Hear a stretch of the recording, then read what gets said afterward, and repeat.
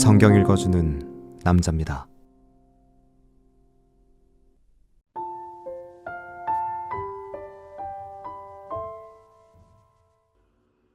다윗이 그 궁실에 거할 때에 선지자 나단에게 이르되 나는 백향목 궁에 거하거늘 여호와의 언약궤는 휘장 밑에 있도다.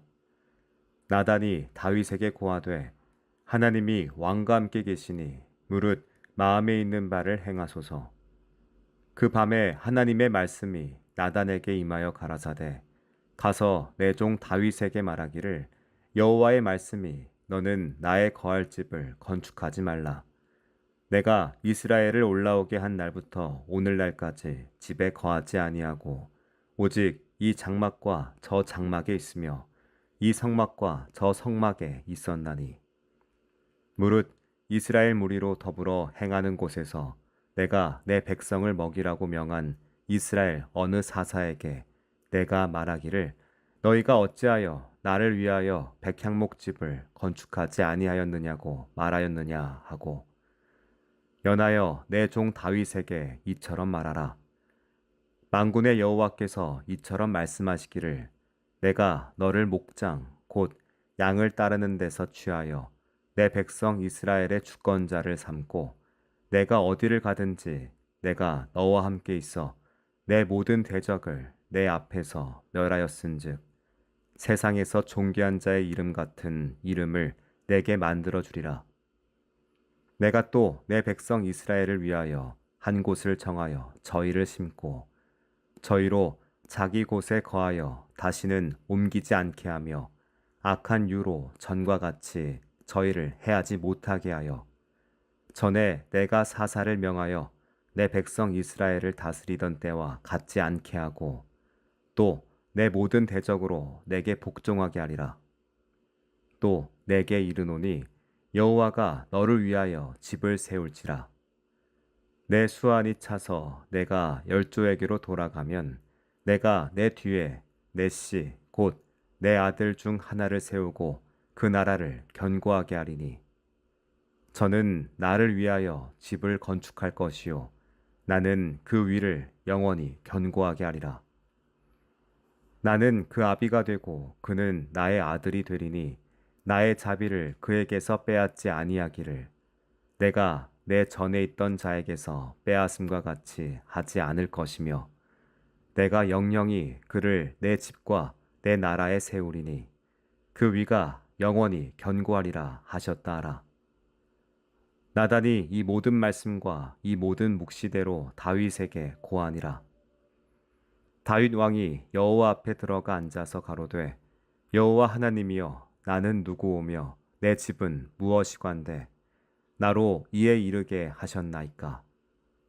하나님이여 주께서 이것을 오히려 작게 여기시고 또 종의 집에 대하여 먼 장래까지 말씀하셨사오니 여호와 하나님이여 나를 존귀한 자 같이 여기셨나이다.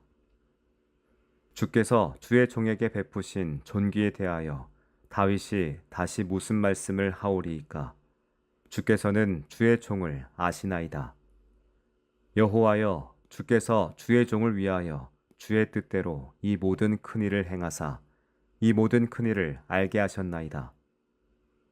여호와여 우리 귀로 들은 대로는 주와 같은 이가 없고 주 외에는 참 신이 없나이다.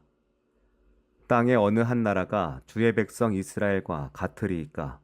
하나님이 가서 구속하사 자기 백성을 삼으시고 크고 두려운 일로 인하여 이름을 얻으시고 애굽에서 구속하신 자기 백성 앞에서 열국을 쫓아내셨사오며 주께서 주의 백성 이스라엘로 영원히 주의 백성을 삼으셨사오니 여호와여 주께서 저희 하나님이 되셨나이다. 여호와여 이제 주의 종과 그 집에 대하여 말씀하신 것을 영원히 견고케 하시며 말씀하신 대로 행하사 견고케 하시고 사람으로 영원히 주의 이름을 높여 이르기를 만군의 여호와는 이스라엘의 하나님 곧 이스라엘에게 하나님이시라 하게 하시며 주의 종 다윗의 집이 주 앞에서 견고히 서게 하옵소서. 나의 하나님이여 주께서 종을 위하여 집을 세우실 것을 이미 듣게 하셨으므로 주의 종이 주 앞에서 이 기도로 구할 마음이 생겼나이다. 여호와여, 오직 주는 하나님이시라. 주께서 이 좋은 것으로 주의 종에게 허락하시고 이제 주께서 종의 집에 복을 주사 주 앞에 영원히 두시기를 기뻐하시나이다. 여호와여, 주께서 복을 주셨사오니 이 복을 영원히 누리리이다 하니라.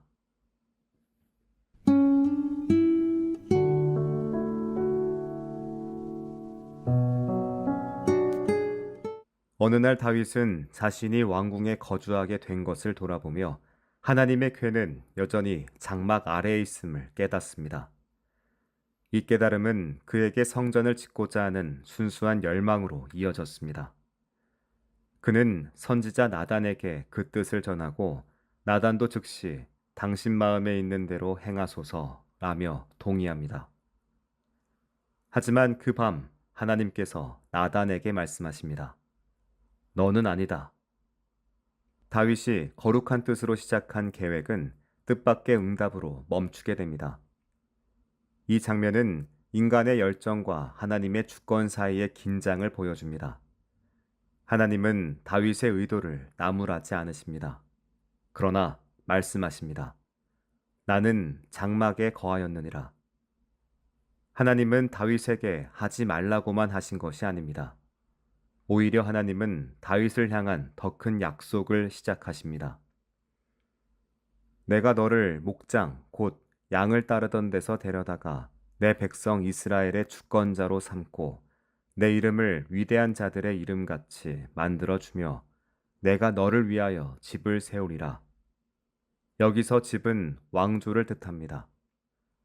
다윗이 하나님께 성전을 짓고 싶어한 바로 그 순간 하나님은 오히려 다윗의 집을 세우고 계셨던 겁니다.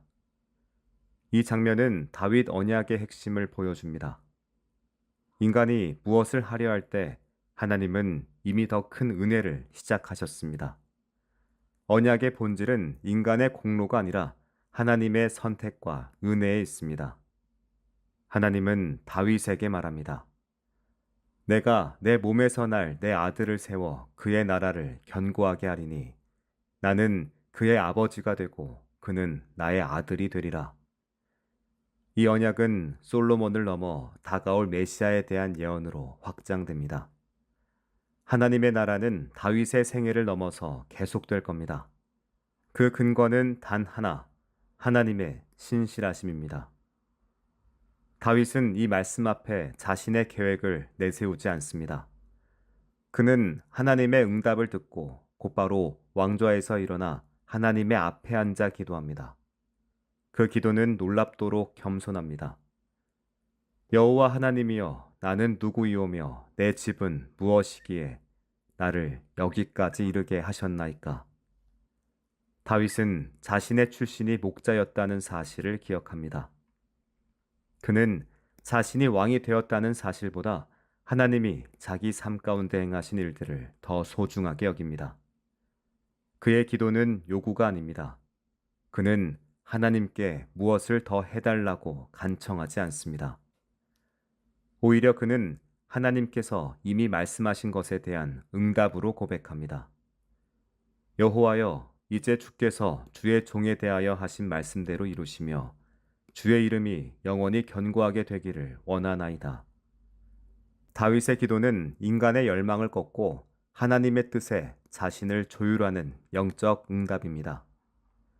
신앙인의 기도는 소망을 관철시키는 도구가 아니라 이미 주신 말씀을 붙잡고 살아가는 겸손한 고백이 되어야 함을 보여주는 본보기입니다.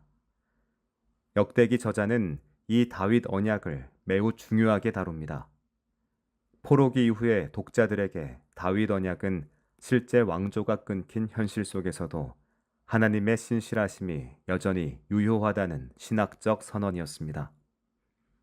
성전이 무너졌고 왕이 없지만 하나님의 언약은 여전히 살아있고 그 언약을 따라 새로운 회복이 시작될 수 있다는 믿음의 토대를 제공한 겁니다. 우리의 신앙은 종종 열심이라는 이름으로 앞서 달리곤 합니다. 그러나 진정한 신앙은 하나님의 일하심 앞에서 멈추어 서는 법을 배우는 겁니다. 기도는 계획을 밀어붙이는 것이 아니라 하나님의 언약 앞에서 자신을 내어드리는 응답입니다. 주께서 하셨고 주께서 말씀하셨으니 저도 그 말씀 안에 거하겠습니다. 이것이 다윗의 기도이며 우리의 삶이 되어야 할 고백입니다. 기도하겠습니다. 주님, 제가 당신을 위해 무엇을 하겠다고 서두르기보다 이미 저를 위해 말씀하시고 세우신 언약 앞에 기도로 응답하게 하소서. 아멘.